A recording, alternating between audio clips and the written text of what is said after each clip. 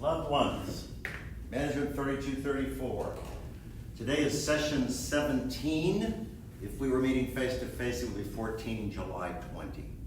I don't have the admin stuff to share with you, so I'm just going to jump into the chapter. It's a discussion of design thinking, and I hope it's illuminating. I hope it gives you new perspectives on how people would design, especially products. It may have implications for process, but certainly real focus on product. Before I do, I have to share with you today's attendance verification story. I don't have to take you back very far in time for this one. We have, in the last maybe couple of years, really been constrained to backfill faculty positions. We're probably down 7 or maybe even 8 faculty in my department. We've lost 3 this summer. One retirement and 2 other people that left for other reasons. But there have been many years when I've been on as many as 5 search committees, and maybe 3-4 years ago I was on one. It was a search for a faculty member for the management department. We weren't looking for any particular skill like HR or international business or anything like that. We were looking more of a generalist. And through the entire process, we winnowed down a big pool of candidates, and then we did maybe 5 or 6 Skype interviews. And after the Skype interviews, we had to make a decision on whom we were going to invite to campus. The dean insisted we invite 3 people. Sadly, we don't always have 3 great candidates, but that is our protocol here. So, other members of the search committee saw great virtue in a woman who was a Californian. I have no animus towards Californians, but I thought she'd be a poor fit.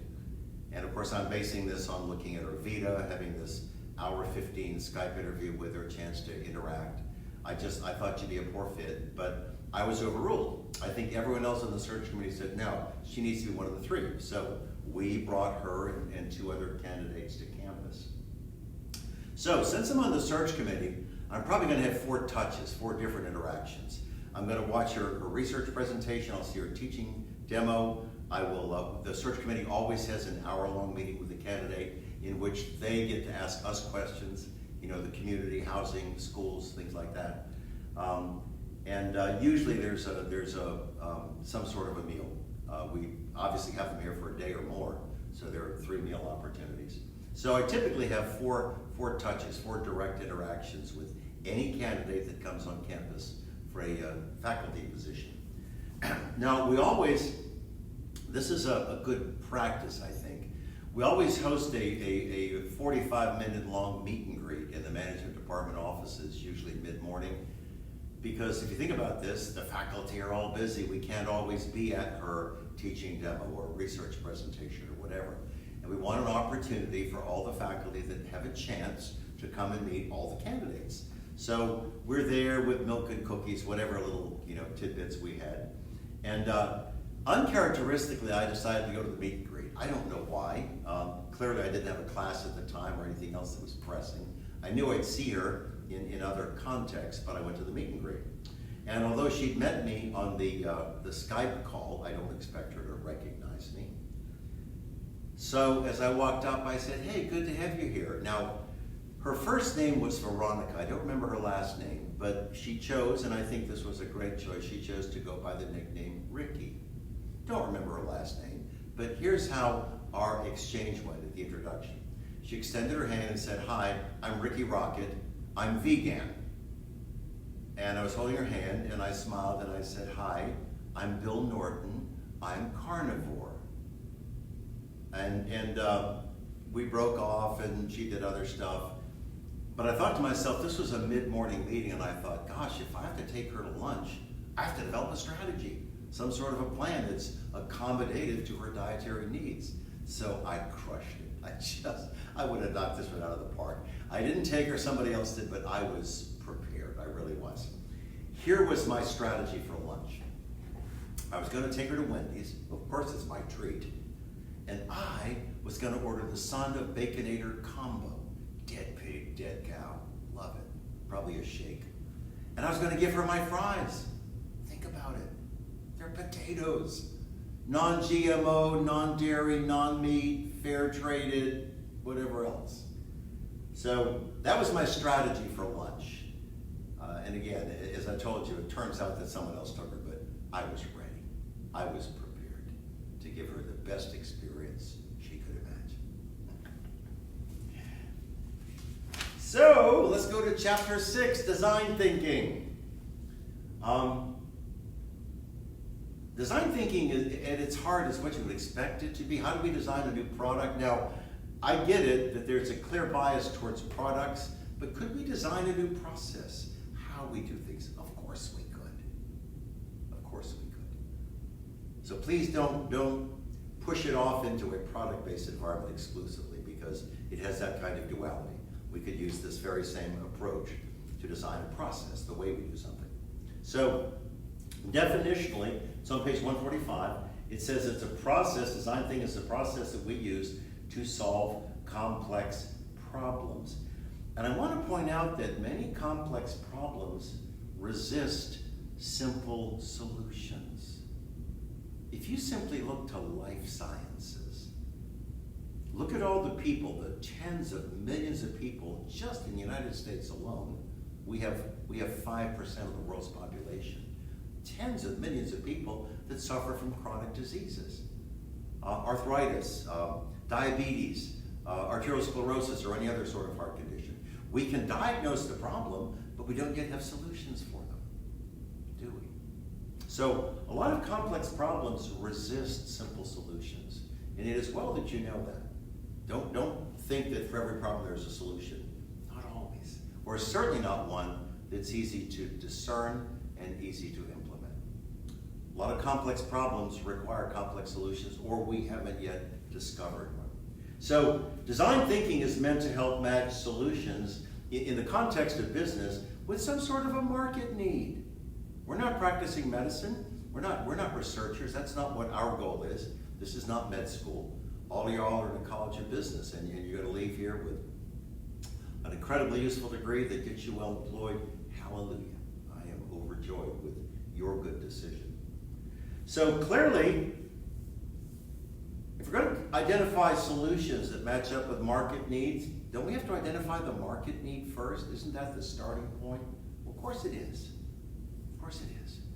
And I get it that it's complex because we have to consider so many different dynamics. What are competitors doing? What's emerging technology? Is it displacing anything? What is the role of government in this particular situation? So one of the comments that the authors make on page 150, and I really think it's a useful one, it's not all warm and fuzzy and silly. It says, design thinking really requires empathy. And I think that's a really legitimate observation, because what they are suggesting, they, the authors, is it needs to be a human-centered approach. What are people's needs? What do we know about them? What do we know about the challenges or the problems that they face? I also want to point out at this same point in the conversation that as we talk about design thinking, as we talk about a human-centered approach, there's actually this emerging concept. It goes by an acronym, USX, and USX means user experience. I've actually seen that on resumes in recent years. People will say, 2 years experience with USX at such and such a company. Here's an insight on this, the emergence of the importance of user experience. Jim Hackett has been for maybe 3 years, I guess, the CEO of Ford Motor Company, remarkably good global auto manufacturer. Hackett came to the auto industry from the furniture industry. He emphasized user experience as he was designing. He came from a firm that did office furniture. They didn't do like your couch or a sectional for your home or something. It was office furniture, stuff in organizational settings. And Hackett and his people really focused keenly on this whole user experience thing. And they had great success under his leadership there. They really did. And that's probably one of the reasons that Ford brought him from furniture to autos. You could say, my gosh, if you make furniture for offices, what do you know about building automobiles? Well, is there a user experience in every single vehicle that is sold all across the world? course there is. Of course there is. Part of it is tactile, what we feel. Part of it is ergonomics. Part of it is the whole NVH thing, noise, vibration, harshness. Part of it is what we think about it aesthetically. Is this appealing to me? Part of it, for some of you, is connectivity. I have a young friend whose dad just bought a new truck, and it was a $55,000 pickup, and the only thing that my young friend could key on was the fact that the screen was 12 inches, the screen on the center stack in the console. Pardon me? You're supposed to drive the damn thing, not watch television. But he was obsessing about the onboard electronics, the connectivity piece. I would invite you to drive, yes. Watch TV at home. Or ride in the back seat with your tablet or laptop and watch Project Runway or Little Women of LA or whatever your favorites are. Those are clearly two of mine.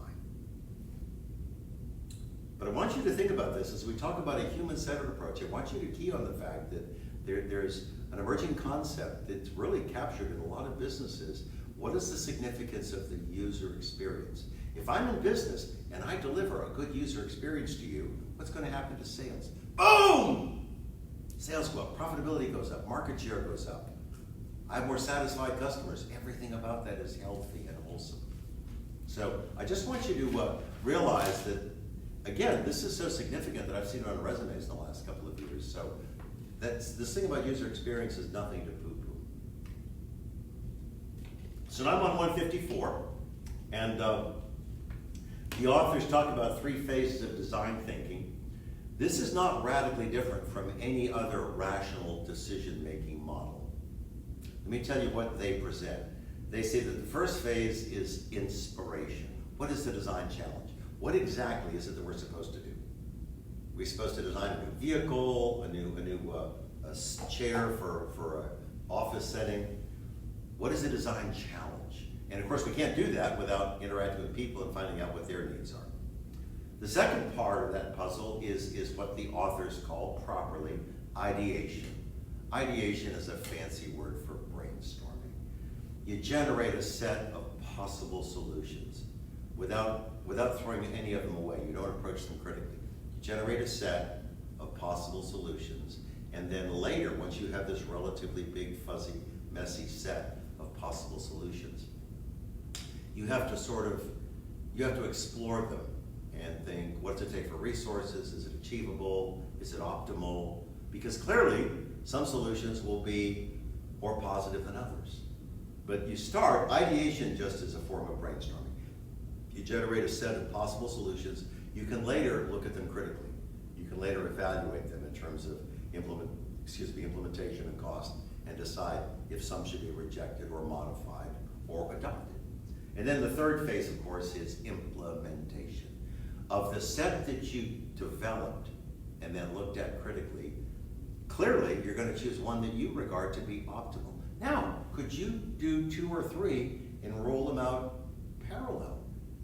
Put them in different test markets? Of course you could. The problem is that it's often wasteful of resources. When I say wasteful of resources, I'm not just talking money. You have these talents in your organization, and you're diffusing these talents across 3 different initiatives simultaneously. So Steve Jobs used to do that at Apple, and it created all sorts of problems and frictions internally. Because instead of people working collaboratively, they worked competitively, and they denied each other access to resources and talent and organizational knowledge, and it wasn't a happy place to be. So the implementation phase says that you create an actual model of the product, a working model of the product or service, and then you test it, and then you refine it. Well, how do you test it? Fisher-Price gives their toys to kids under the age of 3, and they let them beat up on them and play with them. I love it. I'd love to have that job. I wonder if they paid them. They probably just paid them with like little packs of Starburst or something. I don't know. Create a model, test it, refine it. Because when you test it, you'll find shortcomings, you'll find deficiencies. Now, my view, my bias, is not to test it in-house, except, clearly it's got to meet some relatively high internal standard. But my view of testing it is getting it out to people that are potential users, sort of as a beta site, and say, here, use this thing for 2 months. It's free, you have to give it back to me in 2 months, but you have to give me a report, your feedback. And I might have structure to that, or I might just listen, or you might just give me something that's all crumpled up and bent and say, didn't work. So the 3 phases of design thinking, as I say, are not dissimilar from almost any model of rational decision making. You identify the challenge. What is the challenge? That's what they call inspiration. Ideation is just a fancy word for brainstorming. Develop a set of possible solutions. You can later look at them critically. And once you look at them critically, you're going to decide that one in the set seems optimal, it seems best. And that's the one that you need to implement. And then you need to test it rigorously. Let it fail in the development phase. Don't let it fail after you've pushed it out into the market. And then refine it. Once you figure out what the shortcomings are, the features that it doesn't have, the durability that it doesn't have, refine it, and then take it to market. Now they talk on 158, they talk about observation. Excuse me, what they're saying here, and I think this is kind of neat, but I confess that since I'm not a marketing guy, I don't know how often this observation suggestion is actually implemented. They're saying observation is a deliberate act of monitoring behavior in what you and I would call a real or a working environment. How do people use this stuff? Now, if it's a personal care product, it's not likely I'm going to go to your home and watch you blow dry your hair, is it? If that's the kind of thing I'm bringing to market. So, I don't know the frequency, I don't know the difficulty, but the argument that they're making is one of the things that helps us design an excellent product or service is to observe people who in real time are using this thing, to observe their behaviors. And what they're suggesting is the behaviors, these observations might lead to insights, where we refine the thing, we develop a better solution. Now, excuse me, please. I tested negative last Thursday for Corona, so whatever's going on here is not the evil virus. So I'm on 159, I want to go to table 6.2, because the authors actually present several dimensions of observation, and I think it's worth exploring it with you together. So I'm on 159, and these 9 dimensions of observation. The first thing they talk about is space. What is the physical place where this activity takes place? Then they talk about the actors. Who is involved? Are you selling something that an adult man or woman would buy as a mom or dad for their children? Are their children toddlers? Are they short kids? Are they adolescents? Are they teenagers? What is the activity? What are you going to do with this thing? What is the physical object? What are the things that are present? I take that to mean, by the physical object, things that are complementary. I don't know, because again, my strengths are not in marketing. It talks about the act. What specific actions do people engage in? You and I are observing them. What specific things are they doing? Have you ever watched anybody cook? Well, sure, me too. People are very, very different in the way they prepare, the way they lay out ingredients, and the way they look at a tablet or work from memory, or they have a grandmother's recipe and it's written on a 3x5 card and it says a scotch of table salt. I'm not entirely sure what a scotch is, but I've seen it in writing. What are the specific acts? What do they do and in what sequence? They talk about time. By time, not an elapsed time, but the sequencing. What happens first and then second and third? What's the concluding act? Because all these things together, these actions, the time, they represent some sort of an event, don't they? What is the objective? What are people trying to accomplish? Am I trying to learn how to play a piano? Am I trying to cook? Am I taking this product you've given me and it's a tool, I'm going to put it on something else? Am I building something? Is it purely entertainment? What is it that I'm trying to accomplish? And then it talks about feeling, and I think it might be difficult as an observer to get feeling, because what it says in table 6.2, it says the emotions that are felt and repressed. I don't know what emotions you are feeling, and I darn sure don't know emotions you're repressing, do I? I wonder, I don't know how achievable that is, and that's my concern. I think that might be wonderful information if we could discern what emotions people felt when they were using this product, or what emotions they were repressing, but I don't know how we would literally discern either one of them. I don't know.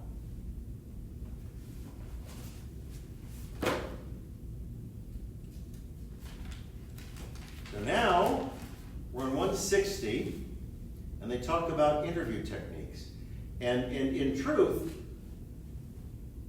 interview techniques are an essential part of what they call the inspiration phase. What is the challenge?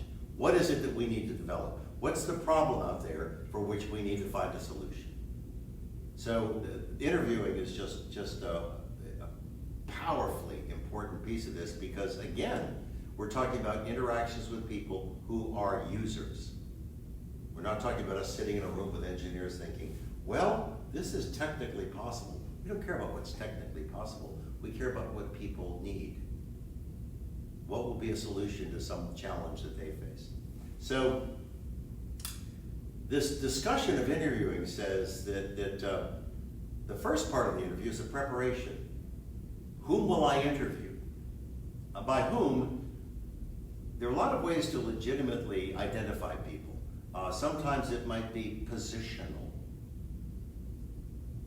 If I'm going to build tools for the automotive industry, is it fair to say I should talk to techs, to auto mechanics? Sure is. If I'm going to build some sort of a static display for a retailer, wouldn't it be a really good idea if I said, is this going to be visible from 360 degrees? Does it have to have locking capability because there are valuables in it like firearms or jewelry or something like that? Does it have to have see-through shelves or glass panels? This notion about identifying people to whom you would interview based on position is a big deal. What are the objectives? What is this thing being used for? Again, also useful. Now, I'm still in 161, and actually I've jumped, I'm in 163 now. What the authors say in this process of preparing for an interview is they say, develop an intro that's 4 or 5 sentences long. And I want to read one to you. I don't often read to you from the text, but there's one on page 163 that I think is masterful. The woman who did this did it in 5 sentences. This would be cold. This would be your first interaction with her. She says to you, the potential interviewee, she says, hello, I'm Antonia, the founder of the gourmet food truck, which sells organic French food based on the finest ingredients located in Boston, Massachusetts. That's sentence 1. I was referred to you by Gavin Jones, head chef at the restaurant Beaujolais. Wouldn't you want to go to a restaurant named Beaujolais? I don't know if I would. I'm pretty good with Shane's Rib Shack. That's sentence 2. 3, I'm interested in your views on my plans to sell a product at offices, conferences, and other business events. That's 4. I have a few questions for you that will last X minutes. The last one you say, everything you say will be treated as strictly confidential. I don't care about Antonia. I'm just saying that this sample introduction is masterful. 5 sentences, every single word lands here. Every single word is useful. Nothing wasted. And you would know in the few seconds that it takes her to introduce herself, that you would agree to the interview or not. You might say, I'm sorry, I don't like French cuisine, I don't live in Boston, I'm desperately late to catch an airplane, or whatever the case may be. You could just say, I'm cranky, I had nails for breakfast, I don't want to talk to you, go away. But my point is, I just want to share that with you as a model. When we talk about preparing for an interview, one of the things you have to do is you have to develop an introduction. How will I introduce myself to you? And they suggest that you develop 4 or 5 sentences. And the one that I just read, I think is masterful. I think it's uncommonly well done. And then they say, that you need to, as part of this preparation. The first is, whom will I interview? The second, develop an intro. The third part of this preparation is you need to develop some open-ended questions. Example, how do you see yourself using X? Shut up, listen, write down their responses, or tape them if they're comfortable letting you record it. But they have to be open-ended questions. A closed question, you may know this already because you're pretty bright people. A closed question is answerable yes or no. Dr. Norton, did you park on the north end of the building today? Yes or no? So don't ever ask a closed question because you don't get any information, ever. Ask open-ended questions.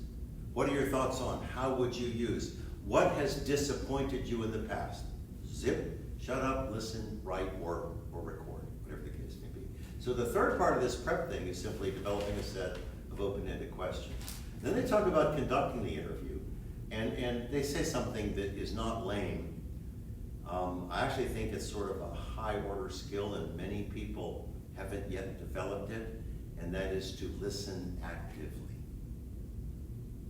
Don't step on their sentences, don't blurt out your opinion, don't guide them.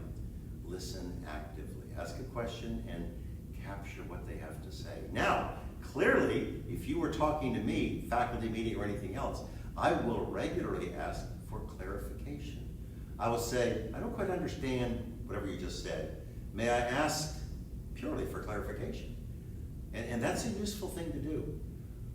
But what you're cautioned against doing in this interview is don't ever seek validation of your ideas. Develop a set of open-ended questions, present them, listen actively. Do not try to guide their responses, ever. They also suggest that in any interview you should ask for referrals. Is there someone else whom you know that might have some useful insights on this topic? Almost everybody will say, well, sure, or no, I don't think so. But my point is, very, very useful technique interviewing, and that is to ask for referrals. And then they correctly point out that you should follow up with a thank you note. You should do that always. Let me tell you something that may sound goofy. Actually, I'm going to tell you two things. I didn't plan on either one. The first is, in a desk drawer in my office, I have a bundle, maybe 3 bundles, of thank you notes. I have every thank you note that I've ever received in my 28 years in academia in a desk drawer. I don't go back and read them.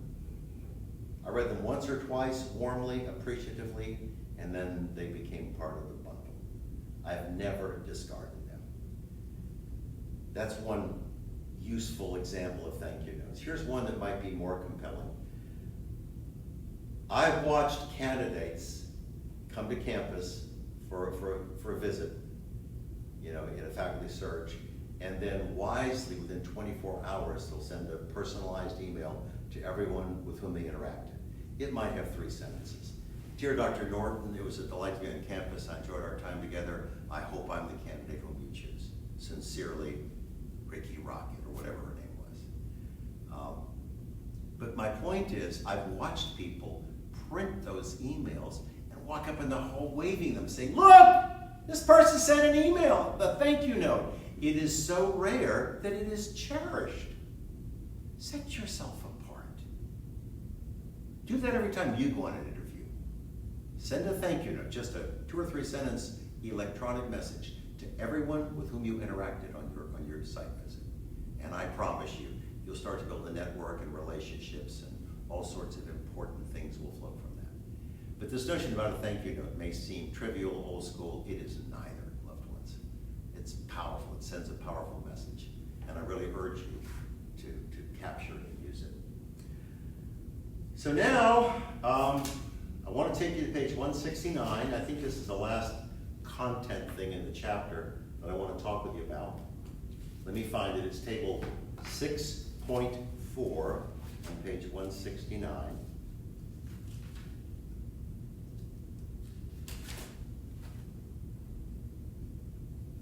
Oh, heck. Oh, forgive me, 167. Circle's not closed, 167, table 6.4. The Stanford Design School 5 Phases of Decision Thinking. I'm going to run through this, but ever so quickly, because my sense is that this table, I don't know anything about the Stanford Design School. I assume it has to do with the university. Don't know, don't care. But my point is that this presentation, I think, is an excellent summary of the design thinking process. And that's what this entire chapter is about. So here's the summary. The 5 phases. The first phase, empathy, getting out and talking to your customers directly. Second phase, define. What is the problem statement that flowed from your earlier work? 3, ideate.